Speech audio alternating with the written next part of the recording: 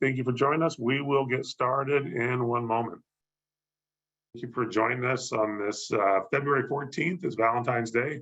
Hope everybody remembered that and taking care of their someone special for this day. I'm Robert Theobald, Small Business Ombudsman and Vice President of Small Business Services, and your host today for the Small Business Bootcamp. As we like to do, I like to start by first thanking all of our community partners. This is just a sample of those community partners. And we could not do these webinars without their time, their effort, and their expertise. For those that are new to the bootcamp is designed to help small businesses prepare, plan, and grow. It is a statewide initiative supported by all of our community partners. And not only is our webinar every Tuesday morning at 9 a.m., it is also a content library and a series of workshops. We'll talk about those here right now. So first, the content library. We record all of our webinars and we post them in the content library. So it's a collection of over 200, it's really over 250 recorded webinars and workshops that you can access at any time and watch the sessions that you want, that you may have missed, or a topic that interests you. You can go back, you can download the slide decks and watch those recordings. You can copy the link and share it with others. It's a tremendous resource and it's available at no cost to anyone who wants to watch those recordings. The ACA also has a number of other programs that help support small businesses, and that is our Small Business Services, our Workforce Division, and our Arizona MEP, the Arizona Manufacturing Extension Partnership. Additionally, we have our checklist program that is designed to help small businesses, as it says, start, operate, and grow your business.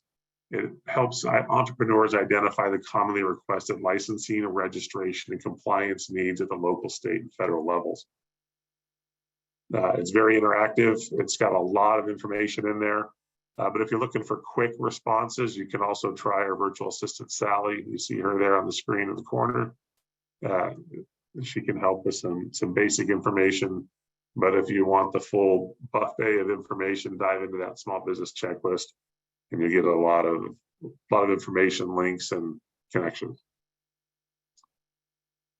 Some updates. We want to share a number of updates today. We don't do this every week, but this week there's a bunch, and we'll keep sharing these. And we're going to post in the chat some links to these programs and information. First, ADOT, the Arizona Department of Transportation Business Development Program. Applications have opened for that program. So follow the link and learn more about it, and if it's the right program for you. Also, the FedEx Small Business Grant Contest has opened.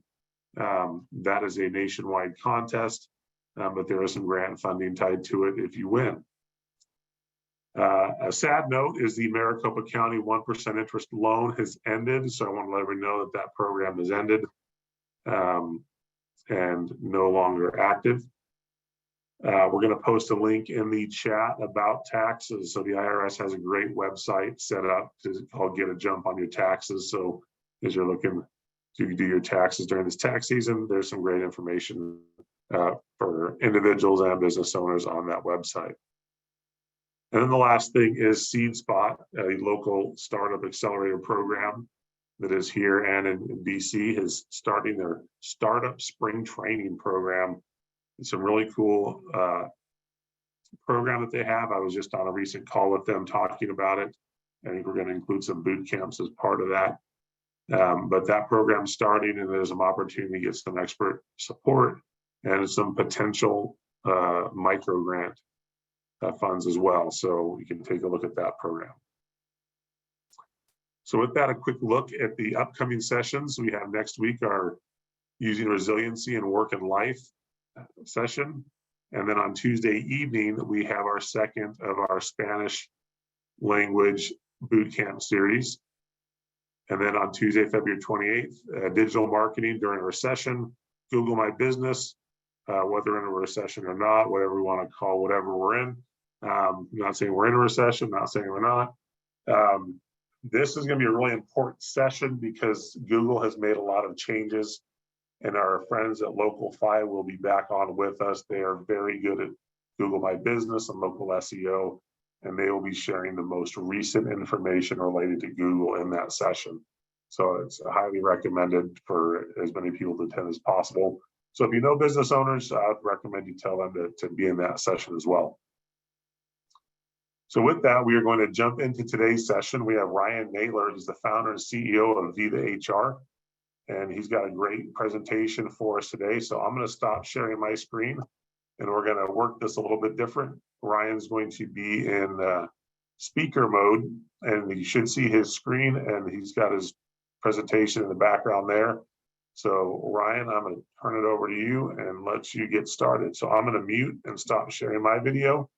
If you have questions, place them in the Q&A box at the bottom of your screen, and that way we can use the chat for some interaction. So other than that, Ryan, it is all yours. All right. Well, it's great to be here. I'm super excited to share a little bit about kind of a hiring framework that we put together. It's we trademarked it called Culture Marketing, and it's really exciting. I mean, I know that HR and human resources is just kind of that wah approach to business. It's kind of the last thing we really want to talk about. We want to get in and talk about marketing and sales and growth, but a lot of that really starts with the team. And unfortunately, we have seen over the last two years, the number one problem that small businesses have indicated that's prevented them from growth. Typically, it's cash flow, typically it's sales, but over the last 2 years, hiring has actually been the number one pain point. So this is kind of what we're going to talk about. We're going to say, hey, how do you differentiate yourself? We just saw that in Arizona, the minimum wage went from in the $12 to now it's in the $13 range. You're seeing the unemployment rate in the 3% range, which means it's actually not at a healthy rate. We actually want to see it closer to 4%. Is kind of a good balance of people coming in, going out, kind of switching jobs. But it becomes very, very competitive. It drives the cost of labor higher. It's more difficult. We make poor decisions quicker, right? And all of that is because we feel these pressures of hiring. So we're going to dive through, and I'm going to share with you a little bit about my history to give you some context as to kind of why we're talking about this and what we're seeing that differentiates it. So just to kind of kick things off, and by the way, for those on the live session, I know some might be watching this recorded, but in the live session, jump into the chat, have a conversation. I like it to be interactive. So if you have questions or something just didn't click, drop it in the Q&A area of the Zoom meeting. And so we can dive into it, because chances are if you have the question, somebody else does. And that's just kind of how I flow. So I enjoy that dialogue. So don't hesitate to ask questions. But just to kick things off, again, my name is Ryan Naylor. I started Viva HR just about 3 years ago. And this came on the heels of, for about a decade, I ran a company called localwork.com here in Arizona. And we were able to track back 100,000 people that we helped gain employment in the state of Arizona alone. 100,000 people, because of our touch points and our interaction, were able to find employment. And we did this through a number of things. We partnered with AZ Family, the Channel 3 and CBS 5, did TV segments there. We did events. We had a monthly job fair. We'd rent out big facilities and host anywhere from private events for PayPal and Chase Bank all the way to mega events with 100 plus exhibitors, and driving thousands and thousands of job seekers through this. But the number one source of all that success really came through our online experience, through our job board and job postings. And so we were able to have a lot of transparency in the data to really enrich us to figure out what it is that drove success in hiring. Now, just think through kind of, if you're a job seeker and you're looking for work, and we're going to kind of put that visual approach into it a few different ways, but think to yourself, what is it that you would look for when looking for a job? The number one thing you're going to do is you're going to put in a keyword, right? You're going to put in a search, a phrase, but what are those things that are going to stand out? Now, I don't want to kind of spring load here too much down my presentation. We're going to cover this extensively, but at localwork.com, we really had this question: what do candidates care about? And we thought maybe it was the brand, and that really wasn't it. We thought maybe it was the compensation. Oh, someone's offering $13 an hour, but the other is offering 14. Oh, they're probably going to apply to the 14. That didn't pan out either. After our kind of, we went through the data of everything, there really wasn't a higher conversion rate. The number one thing came down to the opening paragraph. What did the company do to celebrate what we can accomplish together? Instead of saying, this is what you're going to do for me, they painted a story, they painted a vision. And that research, that insight really drove us to question what we were doing at localwork.com, to the point where I decided to say, you know what? I think it's time for me to step out, and I'm going to build a dedicated platform that centers around culture. And that today is Viva HR, and that's kind of why I'm here with you today. So let me dive into some of the slides as we talk a little bit about is what is a culture marketing framework. So for me, company culture is one thing. To you, it's going to be something different. And that's what I love and hate about company culture, that phrase, because it's so different. There's not really a stamp as to the purest definition. It's really who you're talking to has a different definition. But company culture is really focused around what are the day-to-day interactions between the staff, the organization, and the customers, right? What are the value system? What's the mission statement? But most importantly, what is the purpose behind it? What are we aiming to accomplish? What gives us a sense of satisfaction at the end of the day? So we took this and we built a framework around it that said, how do we attract talent based on some of that research we saw over at localwork.com? But how do we truly identify how to attract talent using this framework called culture marketing? So what we did is we break it down is to 3 specific areas on how to really impact your hiring process. The number one thing is we look at culture marketing, the story, the vision, the purpose to drive that engagement with a candidate. The second thing is alignment. Are we really aligning our job posting, our story, our mission, our values to what the candidate cares about? Because if you get somebody, that gets excited about the job, but they show up and they're disappointed within 30 days, and it really was a 180 degree from what they expected it to be, are they going to stick around? No. And we're back to the same problem. And we don't want to keep solving the same problem over and over again.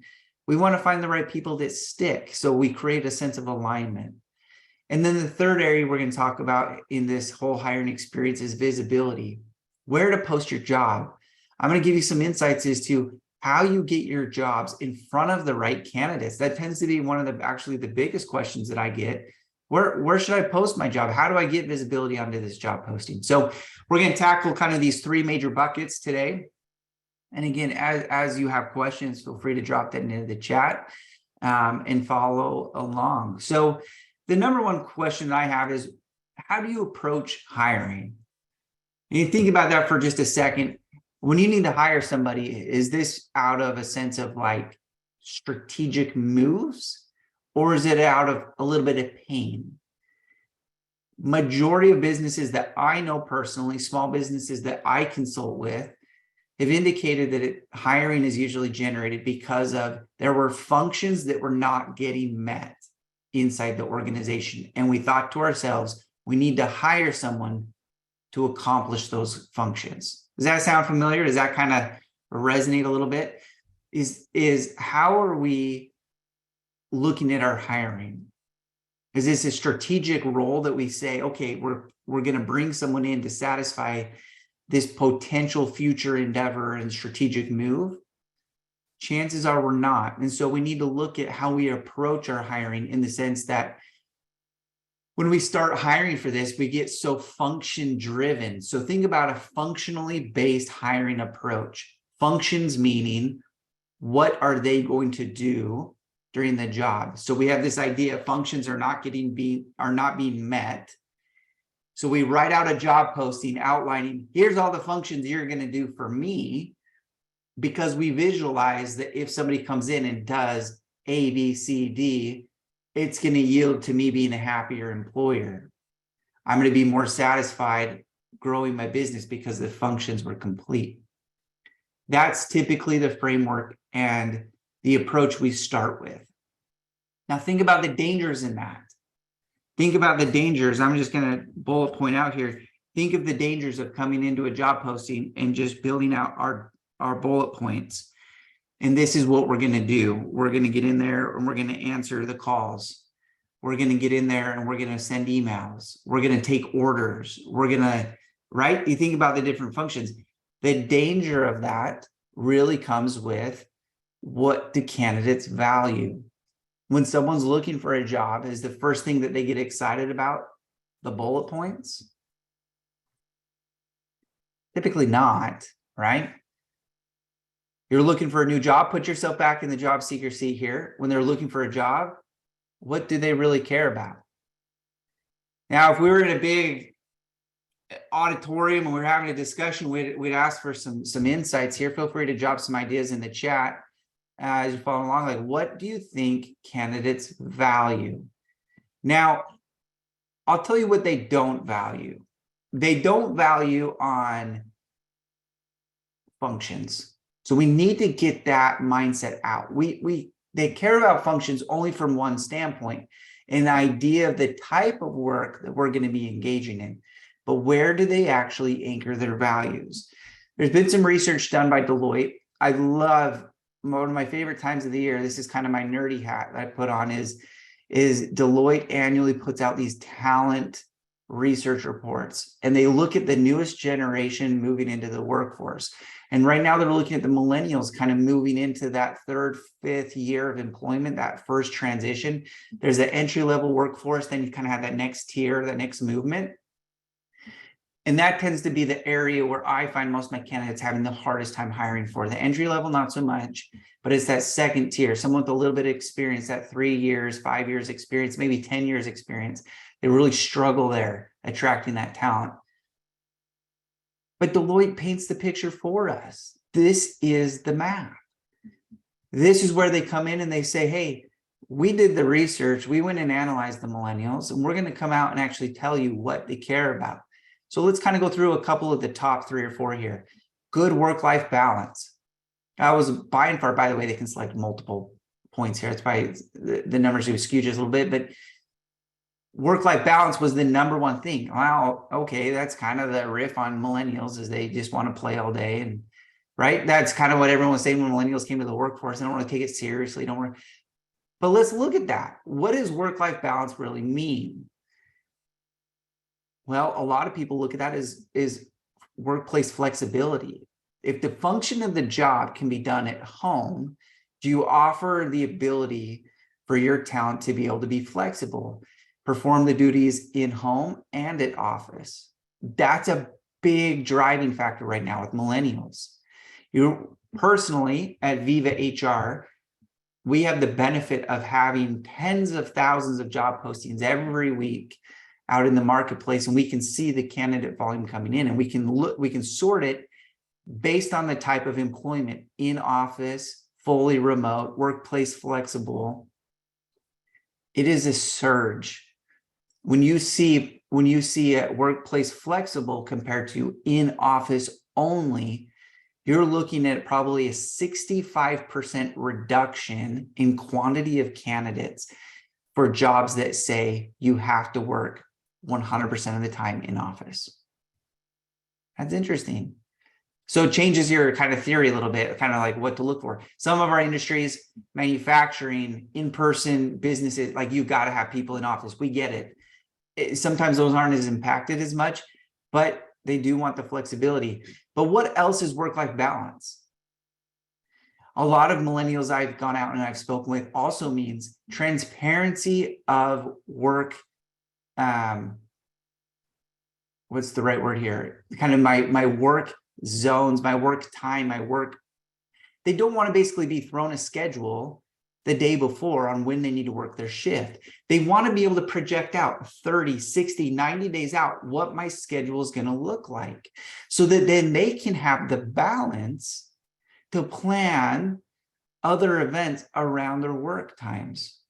Little things like that make a big difference into the satisfaction rate of your workforce. The other thing is to look for leadership opportunity. How are you painting a story of progression within inside the company? That's a huge one right now with millennials. Is this a place where I'm going to show up and I have no room for for growth with here? Or am I painting a story about opportunities for you and me and the company to all grow together? And here's the vision of the future. And the other thing is, do I have a sense of purpose and meaning behind my employment? All of these things drive a really dramatic shift into the type of candidates you're going to get, but the quantity of candidates you're going to get as well. So what we see is jobs are presented as functional. Here's what you're going to do for me. And then the other side of it is candidates just want to party, right? They just want to see this confetti cannons, and we got flag football, during break. It's not as realistic. So how do we kind of get to the balance, right? So let me kind of dive in and talk about functional, social versus emotional, because I think it's important to understand I'm kind of leaning away from this functional focused employment type. And I think you'll realize, like, you go to Indeed, you go to Google Jobs, you go to ZipRecruiter, and you go look for a couple of jobs, even while I'm talking, and you're just going to see this overwhelming sense of the jobs are super functionally heavy.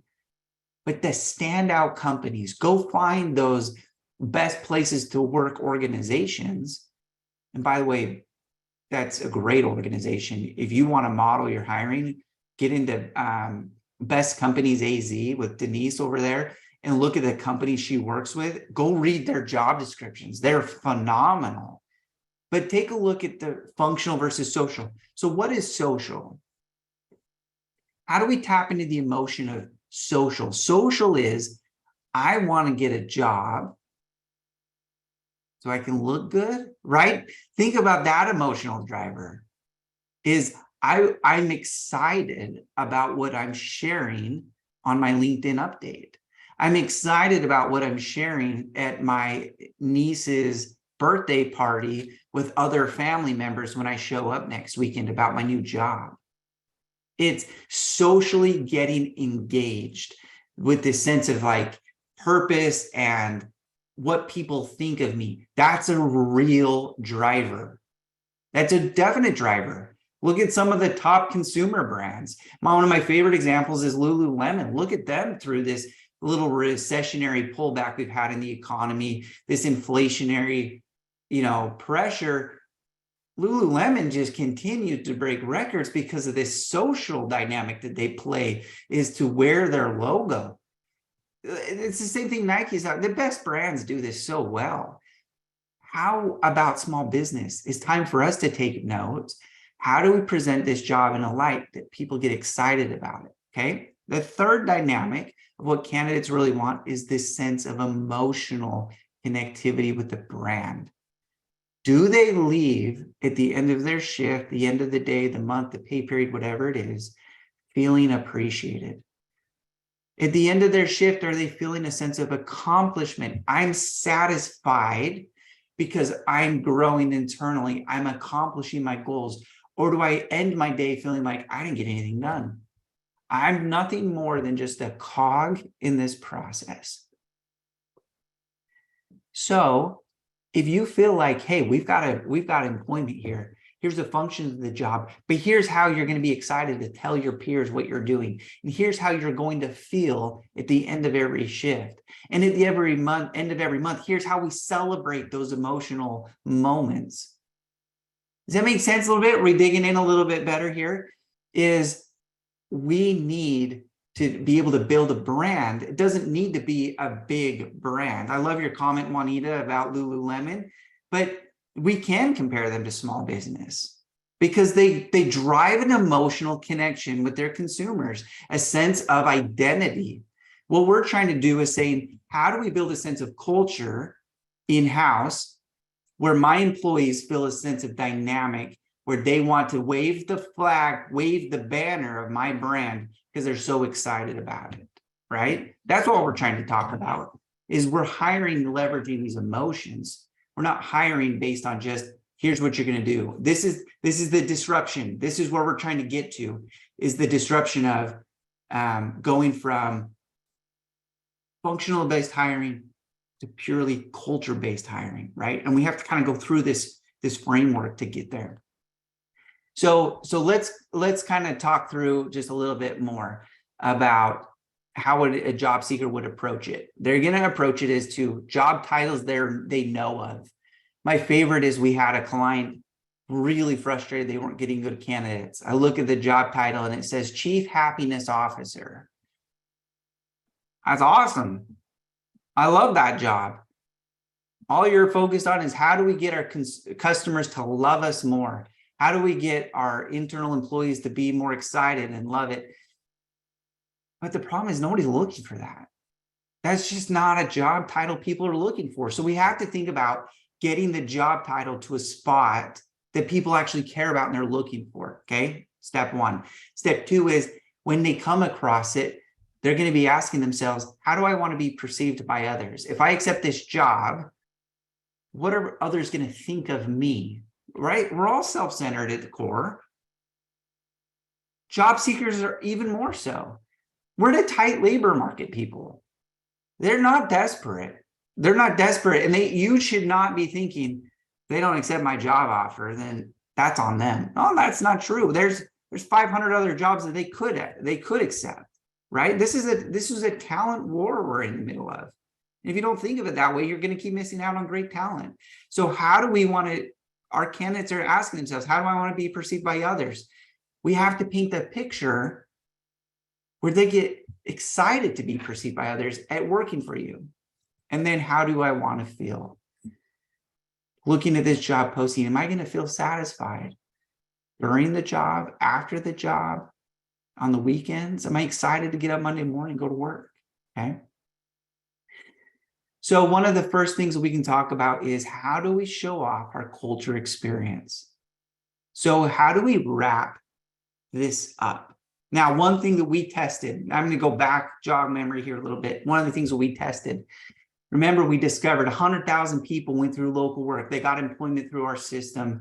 So we were able to analyze and we were able to see the power of the opening job posting. We're talking about brands that had the least sexiest jobs possible, that were not paying the most, and they had logos no one would ever recognize. We're still getting 30, 40, even 100% more candidates than their peers in the same industry, same location.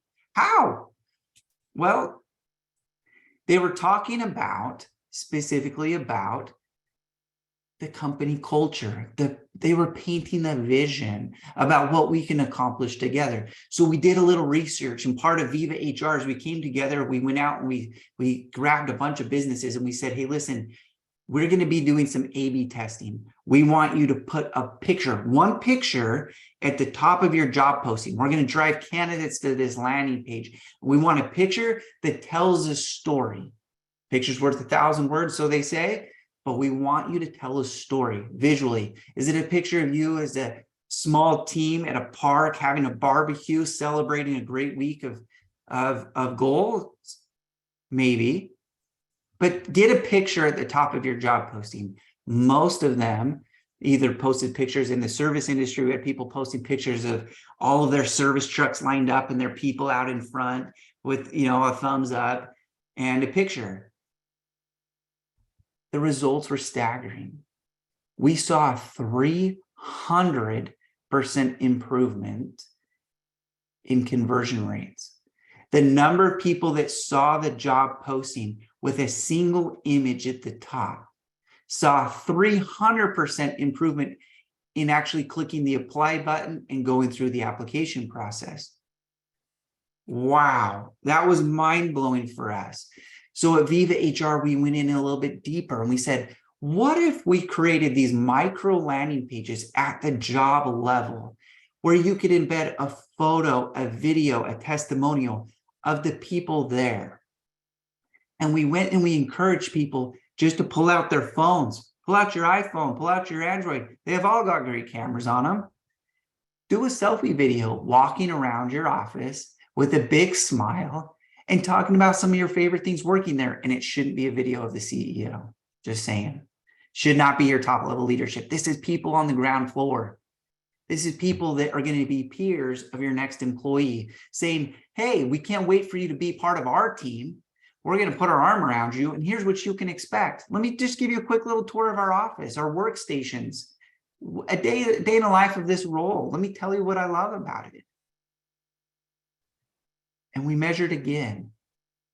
Now, just to give you some context here, your average job seeker converts at 5%. So 1 in 20 that land on a job description will actually apply to your job. That's industry standard across all industries. The companies that embedded a video along with a photo about their organization saw a 27% conversion rate. That's over 500% improvement. 500% improvement. Now, here's the biggest thing. We started to analyze it over months at time. And we started getting feedback from our clients that go, you know what? Yeah, we got a surge of candidates, but the ones that we called to come in for the interview all showed up. We were getting this no-show of people we'd call, yeah, you applied to our job. Oh, I'm excited. Great. Hey, we'd love for you to come in for an interview. They wouldn't show up for the interview. But now they were. Why? Because they were emotionally vested into the business. Oh, yeah, you're the company that was doing the ultimate Frisbee competition. Oh, yeah, you were the company that rented out the movie theater. Oh, you were the company where the lady was walking around and she almost tripped over the extension cord. It was hilarious. I'm glad you didn't cut that out of your video. Right? We're being human here. That's all it is. 500% improvement. All because we showed off our company culture. Now, let's look at a couple examples here. Would you apply to this job? This is a real job. This is a real job posted through our platform. And I was very upset when we came across it. There's nothing here. I'm sorry, job seekers. They're not going to get in here and go, I can make as little as $9 an hour. That's not even minimum wage, or 85. I'm going to apply. No, they're not applying to this. It's way too vague. There's nothing of substance there, right? This is a real job posting, guys. This is not Craigslist. This is on Indeed. This is what's happening. This is Small Business America. How about this job? Developer, Python.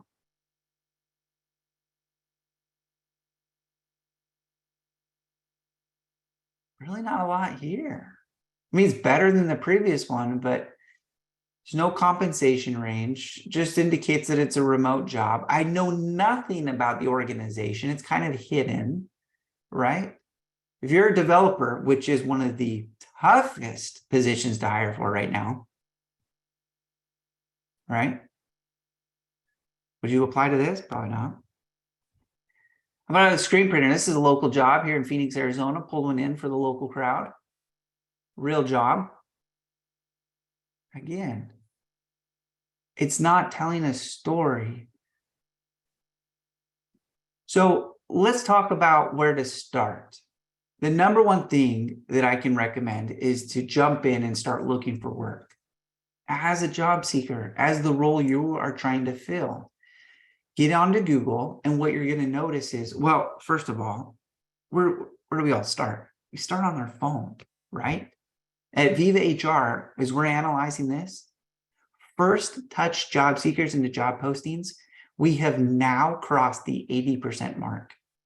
80% of all job seekers start on their phone. That is unbelievable. So where should you start? I know a lot of you are at work on a computer building your job posting. Don't start there. Pull out your phone and do what job seekers would do. If you're an HVAC company and you're hiring for a service technician, chances are the service technician you're going to be hiring is actually on a job site. And they got upset. Maybe their dispatcher said something they didn't like. Maybe they got put to the wrong house. I don't know. It could be a whole host of things. But they're probably going to be in the service truck at their current job, and they're going to pull out their phone and they're going to search HVAC service tech jobs, right? Here's one of my favorite things most people don't realize. Google has their own job board. I mean, it doesn't surprise anybody. The number one thing I can tell you is be where your job seekers are. The job seekers in this right now are engaging with this Google job board. It is starting to take over the entire job search experience. This jobs pack that you see on my screen right now is actually become the number one place where candidates engage with. So you can't post a job to it. That's the hard part about this. If you're a small business out there, small businesses are getting leaped over right now. You are not able to post a job to this. You have to be admitted through a feed. So it has to come from a third party. Now there's job posting sites, Viva HR, there's a number of different sites that will feed their job into here. But I tell you right now, you got to be conscious of it. You got to be where candidates are. And the number one thing is this Google Jobs. So make sure you experience what job seekers are experiencing. The next thing I talk about is let's talk about building kind of the anatomy of the perfect job description. Okay. I'll tell you right now. Well, yeah, let me toggle over here real quick. Doing a little bit of A/B testing. There is no rule. There is no policy. There is no, restriction that you cannot post more than one job for the same position. Okay. Look at the job titles of all of this. Customer success representative, right? Customer service specialist, customer service representative. You believe all three of these are doing essentially the same functions of the job? Chances are high. And this is what we are seeing. The best companies actually will post 3 different jobs. They will post, why? Because they understand the search engine experience. They'll understand the results will change based on what the candidate searched for. We want to cast a net to what candidates are actually searching for. So we are going to post our job 3 different ways. The number one thing we're going to talk about is getting the title aligned with what the candidate's searching for. If you already have people in this role, that's your case study. That is probably one of the best things you can do is you can go ask your current staff, hey, if you were to relook for your job, what are you searching for? And just listen.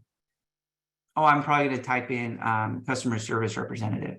Oh, but your job title is customer success representative.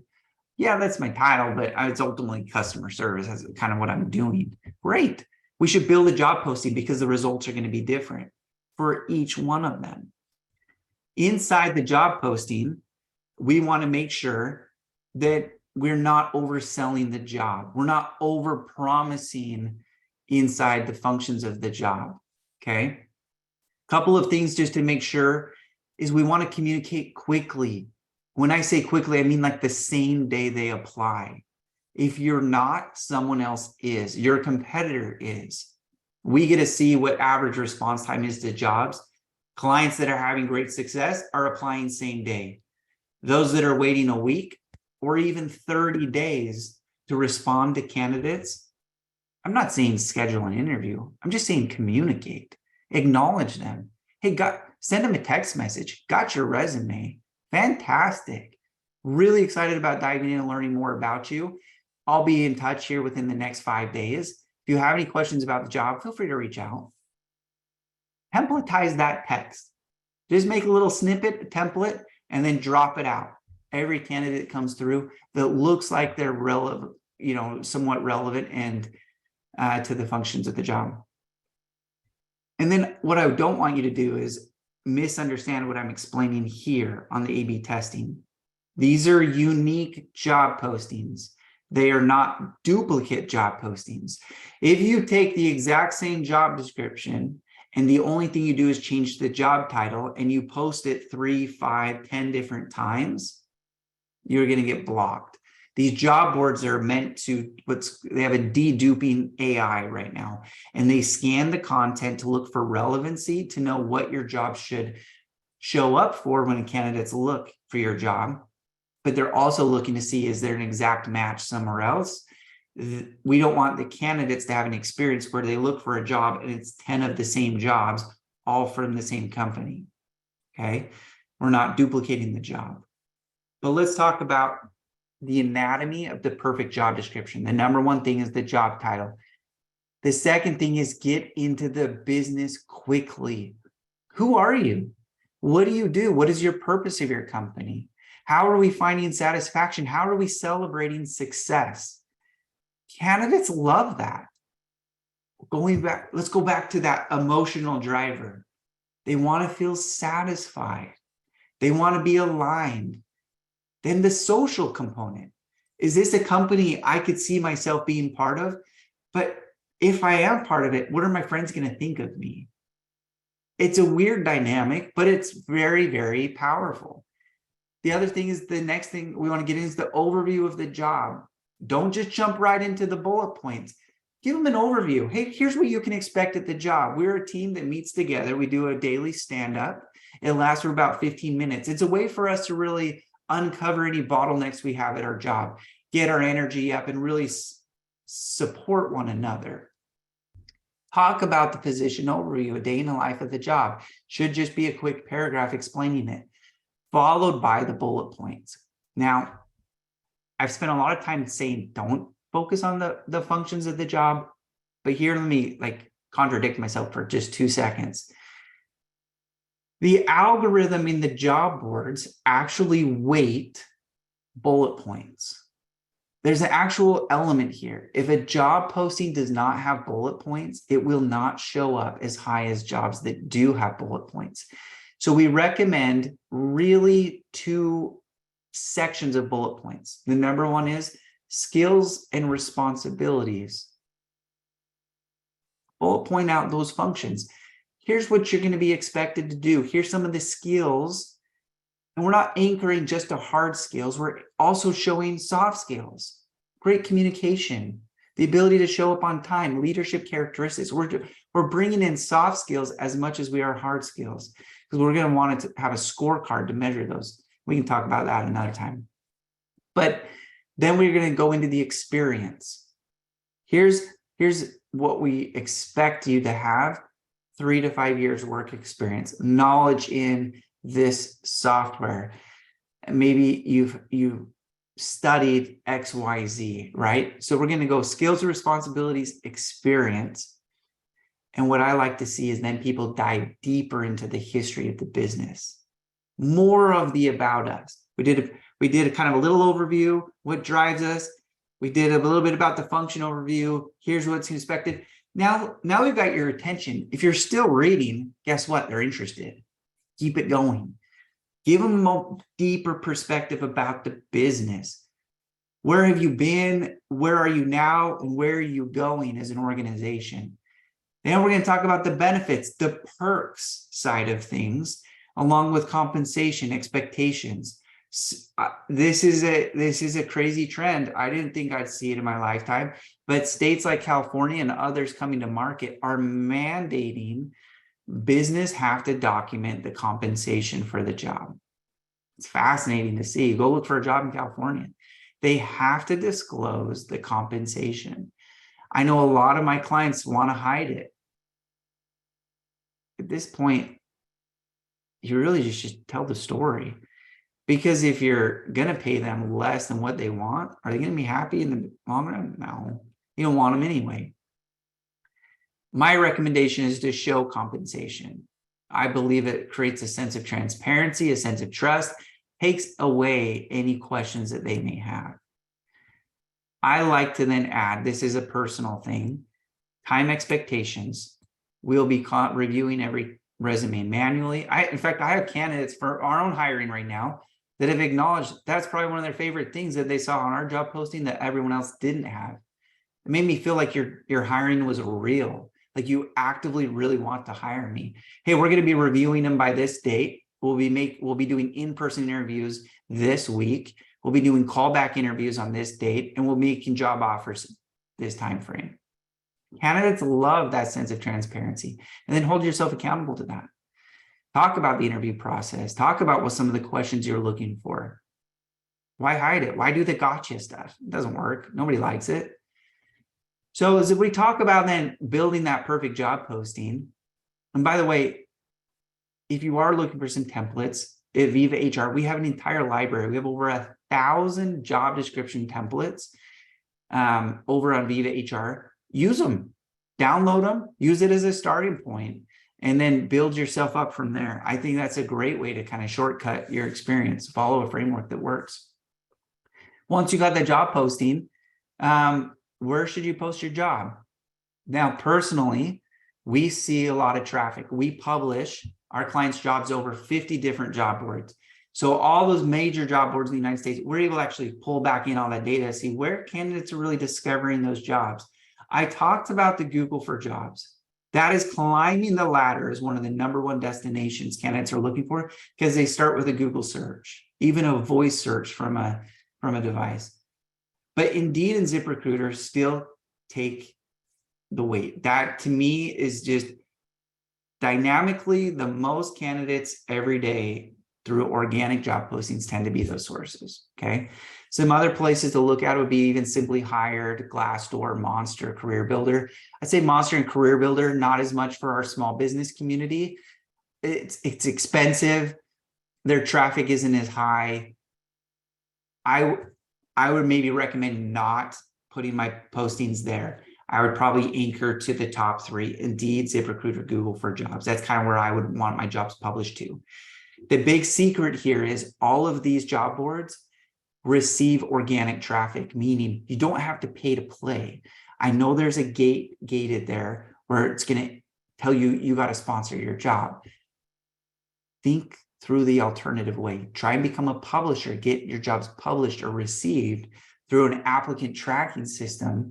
And that's going to get you free organic traffic. So you don't have to pay per applicant, and it allows you to post multiple job openings to be able to test which job title is getting you the best candidates. The other thing I'd recommend outside of job boards is really understanding the difference between active job seeker and passive job seeker. Active job seeker, they're actively looking for your position. They're searching for it. They've got the keywords in there. They're on the job boards. But what about those passive job seekers? Where are they spending their time? Chances are social media is a great way to dive in, right? I know at Viva HR, one of our favorite features is this employee referral portal. So employees can get incentivized to share a link of your careers page or your jobs, and then it tracks the candidates that applied through that employee's link, kind of compete for some bonuses and some perks. But companies that can do that well, and they can create a message internally and say, hey, collectively as a team, we know we've got a couple teams here that are missing some strategic pieces. We want to hire, we want to fill those gaps. Help us. We're going to do some incentives, $100 Amazon gift card after one of your friends or somebody you refer in. Look at those referral bonuses, but incentivize them to post into their social media. That then becomes an emotional and social alignment. Think about that posting on the social media sites. It's typically not about, hey, my company's hiring for you to do X, Y, Z. It typically starts with, hey, I work for this great company who does this, and we're on a mission to accomplish this, and we happen to have an open job here. You should apply, right? The dynamic changes. They visualize the social and emotional side over the functional side. It's much more natural. Then one of the biggest things I talked about this in the beginning was the power of communicating to candidates. How are you nurturing candidates? And I think that this is worth putting out and sketching out a strategic move. Make sure you're actually talking to the candidate within the first 24 hours of them applying. Acknowledge them. Showcase, got your resume. I love it. We're going to talk soon. Okay. 83% response rate on SMS as opposed to like 15% on email. Where would you want to spend your time? If you're a job seeker and you start, over 80% start on their phone to look for a job, guess what they're probably going to use to respond to communication faster? Their phone through SMS. Use it. It's a fantastic resource, and you have the ability to do it. The other thing is nurturing about the company. Get into that social and emotional side of it. Build the brand with your target employee. Build a 4-step email. It's not hard. Grab some photos, tell a story, drop in a little embedded YouTube video, but nurture the candidate. Be intentional about, hey, we're gonna send an email every day for the next 4 days about what it's like to work here. So by the 5th day, when we start reaching out for interviews, guess who's going to show up? The candidates who open the email. I firmly believe being a little bit more intentional about communicating with the candidate getting them excited about the brand will establish a sense of company culture from the very beginning.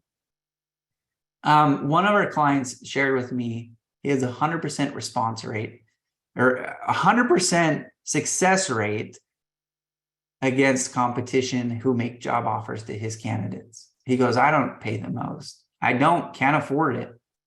I don't have the bells and whistles at an office. I can't do big lunches for my team every day. We're not giving out iPads. It's not our family brand. But here's what he said he does. They do a team event once a month. And everyone in his hiring pipeline gets invited to attend with his team. You have a candidate in the pipeline and they're an A player and they show up to your team activity and they rub shoulders with your team. You offer them a job and then they get an offer from a competitor after doing like one Zoom interview. Whose job are they going to accept? They're going to go with where they feel emotionally satisfied. Socially, they can see themselves working there, right? Get them involved in your team activities. It works.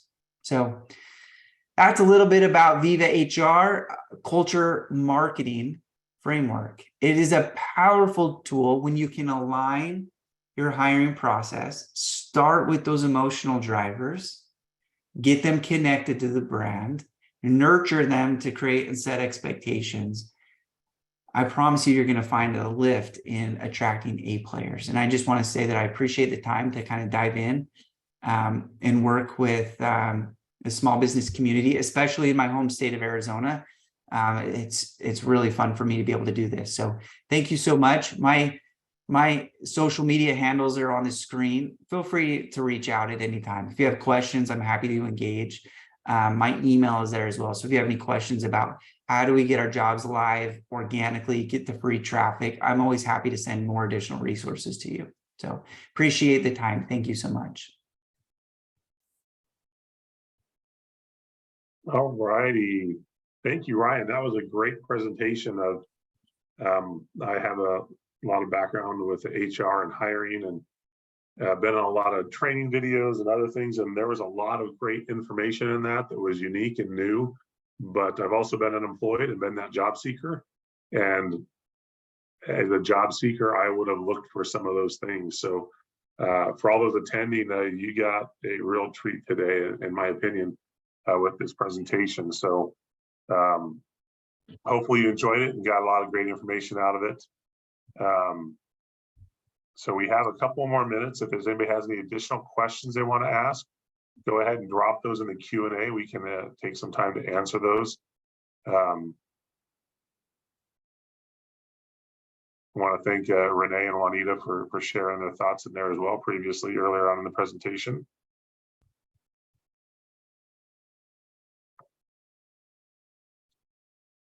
All right, Adriana, appreciate this session. Please share Ryan's email again.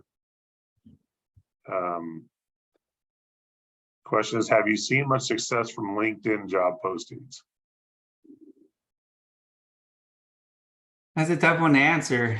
I don't like to talk negatively about any one platform, and I don't like to give over praise on any other either, but I'll tell you, LinkedIn works if your audience is there. That's probably one of the biggest things that I could say is if you're hiring for a role and they're a very active user group in LinkedIn, by all means, get your jobs on there. There's ways to publish your jobs to LinkedIn job search results for free. I'd encourage you to look for that as well. So you can kind of get a sampling of what that landscape looks like without having to commit, because the recruiter costs, the job postings tend to be pretty rich for the small business community. And if I understand it right, a lot of our attendees are kind of in that small business bucket. So $400, $500, $600 to post a job seems really high to the small business community. So I'd look for a publisher to maybe get in there organically to see if your audience is really coming from there.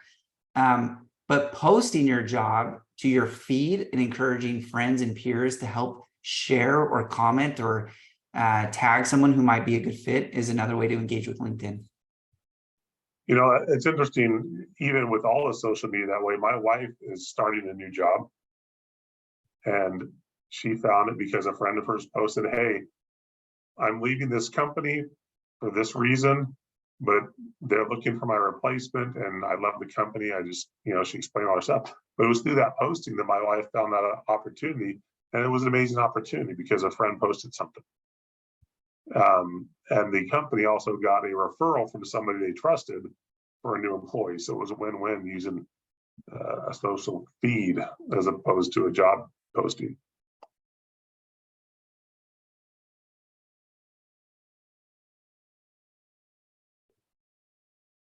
So yeah, an agreement there as well in the Q&A, so thank you. Smaller group today on the attendance, but thank you everybody for your interaction. Great interaction today with questions and comments, so appreciate that. Again, we're gonna go ahead and wrap up and give everybody a couple days back. We have another question pop in there. Oh, thank you, so appreciate that input. So we'll go ahead and wrap up, and with that, again, this is recorded. It'll be posted in the content library within a day or two with Ryan's material. And Ryan, could you post in the chat real quick, or Desiree, could you post that the contact information for you, as people had asked about that, just to make sure that they have that. Excellent, Ryan got it in there. So if you need to reach out to him for more information, it's right there. So we'll wait just a second so everybody can take a look at it.